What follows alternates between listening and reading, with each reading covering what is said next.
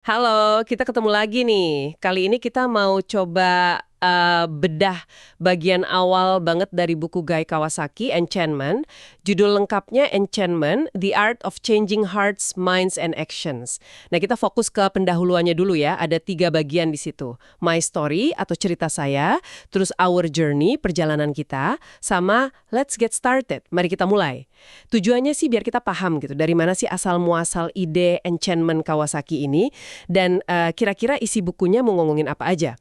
Nah, si Kawasaki ini ngasih definisi enchantment itu, saya kutip ya, sebagai gini, proses menyenangkan orang lain dengan produk, layanan, organisasi, atau ide. Yang penting tujuannya itu untuk menghasilkan dukungan sukarela dan tahan lama yang saling menguntungkan.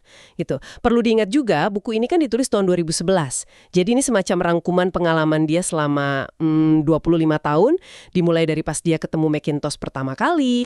Oke, kita mulai dari bagian My Story ya. Kawasaki cerita nih, balik ke tahun 1983. Coba Anda bayangin deh. Waktu itu kan komputer pribadi itu masih aneh banget gitu loh. Orang-orang masih pakai mesin tik IBM Selectric yang, berisik gitu.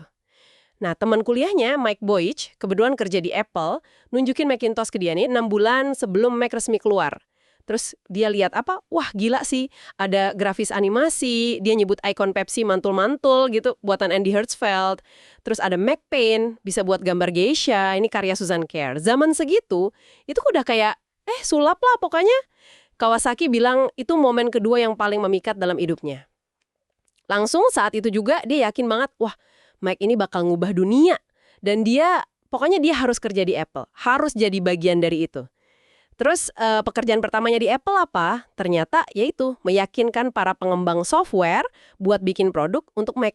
Modalnya bukan soal spek teknis yang jelimet ya, tapi murni cuma semangat sama antusiasme dia aja soal potensi Mac. Nah, dari pengalaman inilah katanya dia mulai tertarik sama seni enchantment ini. Tapi itu kayak nunjukin inti dari enchantment itu sendiri. Jadi seolah-olah dia bilang kalau inovasi yang radikal kayak Mac, itu secara alami butuh enchantment. Perlu cara buat ngejembatanin sesuatu yang baru dan asing ini biar bisa diterima pasar. Gitu. Kekaguman dia yang tulus itu jadi fondasinya, bukan strategi manipulatif. Makanya cocok sama definisinya tadi.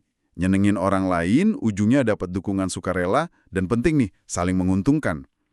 Tapi jadi kepikiran juga ya, seberapa relevan sih pengalaman ajaib tahun 83 itu buat memikat orang zaman sekarang?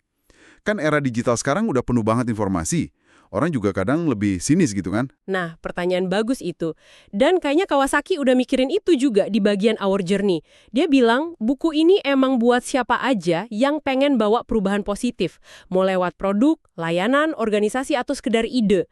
Justru karena kita sekarang ini dibanjiri informasi dan interaksi yang kadang dangkal ya di medsos, dia malah nekenin perlunya bangun hubungan yang lebih dalam. Lebih berarti, lebih awet. Jadi enchantment ini malah makin relevan sebenarnya, bukan jadi usang. Ini kayak, kerangka kerja. Semacam peta jalan lah buat mencapai enchantment secara sistematis. Dia bakal jelasin langkah-langkahnya di bab-bab berikutnya. Kayak gimana caranya biar disukai orang, atau likability, terus gimana bangun kepercayaan, atau trustworthiness, dan yang penting juga gimana caranya ngadepin penolakan, atau resistance. Nah, ini kan nunjukin kalau enchantment itu bukan bakat sihir ya, tapi sebuah proses. Sesuatu yang bisa dipelajari dan diterapin secara strategis.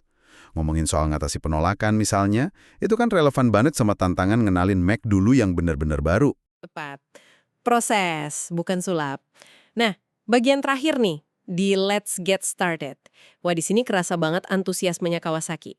Dia pengen banget bagi-bagi pengalamannya, pengalaman dia sebagai evangelist, itu istilah buat orang yang nyebarin semangat soal teknologi atau ide baru ya.